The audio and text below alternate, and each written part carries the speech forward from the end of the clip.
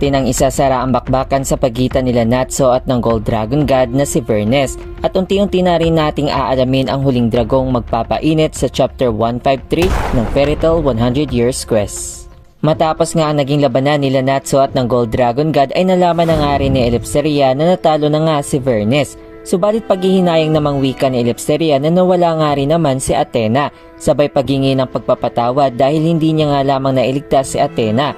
Dagdag pa niya na malapit na rin naman matapos itong 100 Years Quest pagkatapos ng ilang mga taon dahil isa sa 5 dragon na lamang ang natitira na walang iba kundi si Ignia o ang Fire Dragon God. At pagpapatuloy pa ni Elipseria na matatapos na nga ng mga Fairy Tail Wizards ang pinakamahirap na pakikipagsapalaran sa mundo ng mahika. Sa pagpapatuloy naman ng pagwasak sa katawan ni Vernes ay parang umuulan nga na mga ginto mula sa kalangitan na laking ikinasaya naman ni Sting. Sa mukha naman ni Lucy ay hindi nga pa rin siya makapaniwala na natapos na nga rin ang labanan nila sa Gold Dragon God. Bigla nga rin ikinamusta ni Happy si Natso at masaya namang tugon ni Natso na maayos nga lamang siya at ngiti pa nitong sabi na 4 na nga raw ang kanyang napatumba at mismong si Ignia na nga lamang ang natitira. Patuloy naman sa saya sila Minerva at Sting habang kinukuha nga itong mga gintong katawan ni Vernes dahil magiging mayaman na nga raw sila. Habang nagkakatuwaan nga ang lahat sa gintong ulan na nangyari, ay wika naman ni Carla na ang mismong guild nga nitong alchemy ay isa nga lamang ilusyon pati na rin ang mga membro nito na parang katulad nga rin daw ito ng Kate Shelter.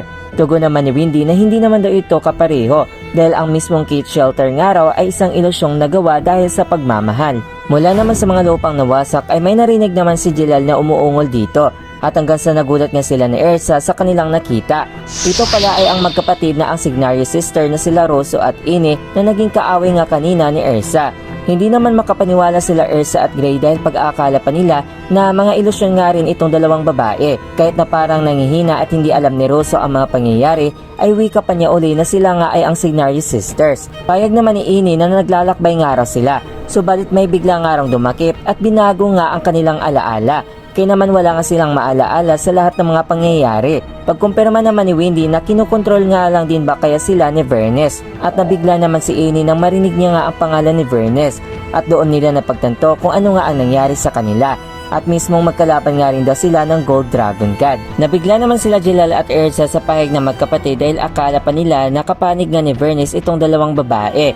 Subalit pagbunyag pa nitong magkapatid na alagad nga sila ng Fire Dragon God at mismong miyembro nga sila ng Apoy at Liyab o sa English ay Fire at Flame.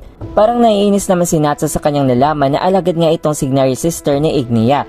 Pahig naman ni Rosso nang dahil sa kanyang mga nakita na mga mukha ng ating mga bida ay pagpapalagay pa niya na magkalaban nga rin sila at gusto nga sana nitong lumaban sa ating mga bida. Subalit umayo naman si Ini sa gusto ng kanyang kapatid dahil kailangan nga raw muna nilang bumalik sa kastilyo ng Fire Dragon God. Kita naman ang inis ng mukha ng ating bida lalong lalo na si Ersa. Gayunpaman bigla naman nagpasabog ng apoy ang magkapatid na sinyas ng pagtakas na nga ito papunta sa kanilang kastilyo. Nabigla nga ang mga bida natin nang nawala nga ang dalawang babae. Hindi naman makapaniwala si Gray na may alagad nga rin palang mga tao si Ignia. Wika naman ni Ersa habang patuloy na naiinis na kung sa gayon nga ay makakalaban nga pa rin nilang muli ang Signario sisters kung lalabanin nga rin nila si Ignia. Mula naman sa likod ay may tumawag naman kay Lucy at ikinabigla naman niya ito at ito nga ay walang iba kundi ang pangalawang Athena. Nabigla namang muli ang mga kasama ni Lucy. Subalit tumarang naman siya dahil paniniwala pa niya na ito nga ay ang totoong Athena. At sumang-ayon naman dito ang Black Wizard. Ika pa ni Athena na bigla nga raw lumipat ang kanyang personalidad at pag-iisip sa katawan nitong pangalawang Athena. At masaya naman na biglang niyakap ni Lucy si Athena at sabing wala nga siyang pakialam kung paano man napunta si Athena sa mismong katawan ng Black Wizard. Masaya din ang tugon ni Athena mula sa pahayag ni Lucy.